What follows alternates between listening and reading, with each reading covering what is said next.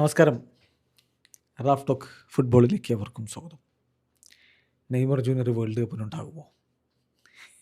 ഈ ചർച്ച ബ്രസീലിയൻ മാധ്യമങ്ങൾ നിരന്തരം നടത്തിക്കൊണ്ടിരിക്കുകയാണ്. ഏതൊരു മുൻ ബ്രസീലിയൻ താരത്തെ കണ്ടാലും ചോദ്യം അതാണ്: നെയ്മർ അടുത്ത വേൾഡ് കപ്പ് കളിക്കുമോ? കഫുവിനോടാണ് ചോദ്യം. ബ്രസീലിന് 5ാമത്തെ വേൾഡ് കപ്പ് നേടിക്കൊടുത്ത ക്യാപ്റ്റൻ. ഇന്നലെ ലോറിസ് അവാർഡ് ദാന ചടങ്ങിൽ അദ്ദേഹം ഉണ്ടായിരുന്നു. അദ്ദേഹത്തിൽ നിന്നാണ് ലാമിനെ യമാലിന് മികച്ച യുവതാരത്തിനുള്ള പുരസ്കാരമൊക്കെ ലഭിച്ചത്. അപ്പോൾ കഫുവിനോട് ചോദിക്കുകയാണ്, നെയ്മർ വേൾഡ് കപ്പിനുണ്ടാകുമോ? കഫുവിൻ്റെ മറുപടി: ഇൻ ദി എൻഡ് നെയ്മറാണ് തീരുമാനിക്കേണ്ടത് അദ്ദേഹം വേൾഡ് കപ്പിനുണ്ടാകുമോ ഇല്ലയോ എന്നുള്ളത്. അപ്പോൾ നിങ്ങൾ നെയ്മർ വേൾഡ് കപ്പിനുണ്ടാകുമോ എന്ന് എന്നോട് ചോദിച്ചാൽ ഞാൻ പറയുന്ന മറുപടി എന്താ? എനിക്കറിയില്ല എന്നാണ്.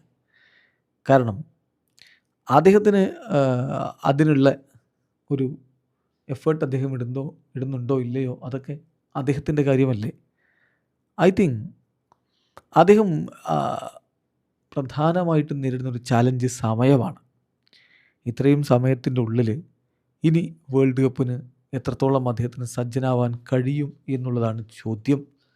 സോ ടൈം തന്നെയാണ് ഇവിടെ പ്രധാനപ്പെട്ട കാര്യം എന്നാണ് ഇപ്പോൾ വളരെ കൃത്യമായിട്ട് കഫ് പറയുന്നത്. എന്ന് പറഞ്ഞാൽ നമുക്കറിയാം, വേൾഡ് കപ്പ് സ്ക്വാഡ് മെയ് 18 പ്രഖ്യാപിക്കാൻ പോവുകയാണ് ബ്രസീലിൻ്റെ കോച്ച് കാർലോ അഞ്ചലോട്ടി.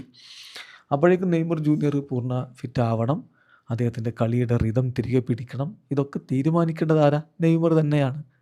ഇപ്പോൾ അദ്ദേഹം നിരന്തരം കളിച്ചുകൊണ്ടിരിക്കുന്നുണ്ട്.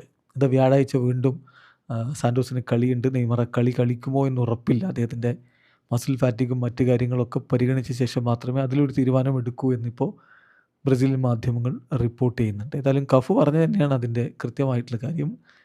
മറ്റാരുമല്ല, ഈവൻ കാർലോ അഞ്ചലോട്ടി പോലുമല്ല. നെയ്മറാണ് തീരുമാനിക്കേണ്ടത്.